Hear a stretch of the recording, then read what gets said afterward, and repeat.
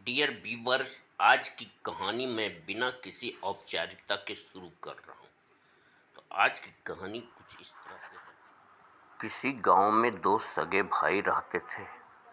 बड़ा भाई आलसी था। वह रोज देर से सोता और देर से उठता था। किसी काम में उसका मन नहीं लगता था। छोटा भाई सुबह जल्दी उठता था।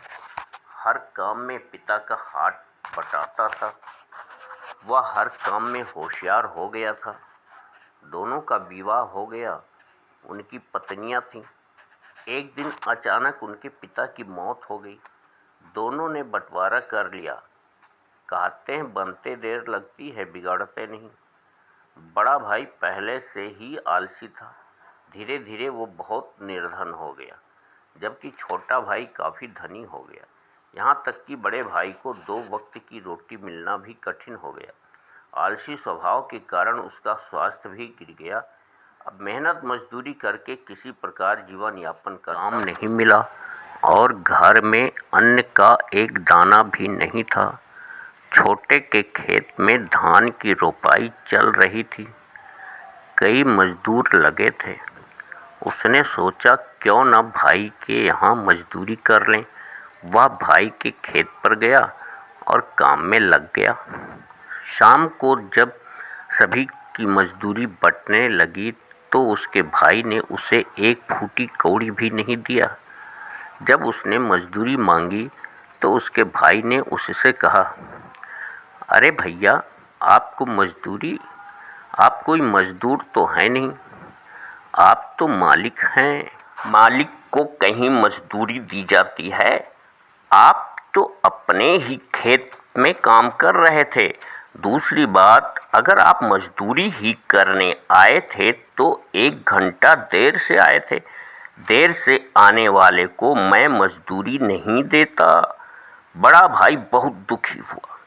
दिन भर का भूखा प्यासा प्यारे सगे भाई ने पानी तक नहीं पिलाया। उदास अपने घर जाकर चारपाई पर गिर पड़ा। तरह तरह की बातें मन में बवंडर मचा रही थी। तभी पत्नी एक लोटा पानी लेकर आ गई। उसे सारी बात समझ में आ गई थी कि शायद आज भी मजदूरी नहीं लगी। प्रेम से पति के सिर पर हाथ फेरते हुए ढाढ़स बंधाया और पानी पिलाया। उस व्यक्ति ने रो रो कर सारा हाल पत्नी से बताया। बचपन की यादें। छोटे भाई से वह कितना प्यार करता था, किस तरह भाई का वह ख्याल रखता था। कोई भी खाने पीने की चीजें उसे पहले खिलाकर तब खाता था। कभी कभी तो छोटा जिद करता था तो स्वयं ना खाकर पूरा उसे ही खिला देता था। पत्नी कहीं से थोड़ा चोकर मांग कर लाई थी। उसी से 4 मोटी रोटी बनाया था। 2-2 रोटी दोनों ने खाया। चोकर की रोटी। पानी पीकर सो गए।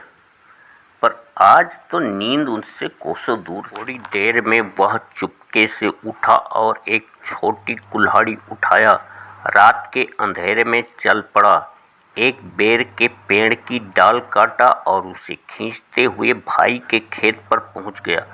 गुस्से में बड़बड़ा रहा था, आज जितना बेरन लगवाया है सब उखाड़ दूंगा, एक भी नहीं छोड़ूंगा। खेत पर पहुंच गया, पर यह क्या, खेत के किनारे एक काला कलूटा तगड़ा आदमी खड़ा था, लेकिन यह उसका भाई तो नहीं था। जैसे ही वह खेत में घुसना चाहा तो उस कलूटे ने डांट दिया। इसने पूछा, तुम कौन हो जो इस खेत की रखवाली कर रहे हो? उसने कहा, मैं तुम्हारे भाई की किस्मत हूँ, मैं तुम्हें एक भी पौधा उखाड़ने नहीं दूंगा। गरीब व्यक्ति ने पूछा, क्या तुम बता सकते हो मेरी किस्मत कहाँ है? उसने कहा, तुम्हारी किस्मत 7 समुद्र के पीछे सो रही है, जाकर उसे जगा दो और तुम भी सुखी हो जाओ। किसान ने उससे पूछा, लेकिन मैं वहां कैसे पहुंचूंगा? उस देव ने एक पंख दिया। कहा, तुम इस पर बैठकर इससे कहोगे तो यह तुम्हें पहुंचा देगा। अगले दिन किसान 7 समुद्र पार पहुंच गया। एक पेड़ के नीचे उसकी किस्मत सो रही थी। किसान ने उसे जगाया और कहा, तुम यहाँ सो रहे हो और मैं कंगाल हो गया हूँ। किस्मत ने कहा, इसमें तुम्हारी ही कमियां हैं। तुम्हारे कारण मैं बहुत कमज़ोर हो गया हूँ। जाओ, आज से तुम सूर्योदय से पहले जगना और अपने खेत में मेहनत से काम करना। एक गाय पाल लो, उसका दूध पियो, फिर मैं भी ताकतवर हो जाऊंगा और तुम्हें सुखी बना दूंगा। कहानी की सीख है कि हमें किसी से भी ईर्ष्या द्वेष नहीं करना चाहिए। शुद्ध विचार और आचरण अपनाना चाहिए। प्रातः शीघ्र उठना और थोड़ा बहुत परिश्रम करना चाहिए।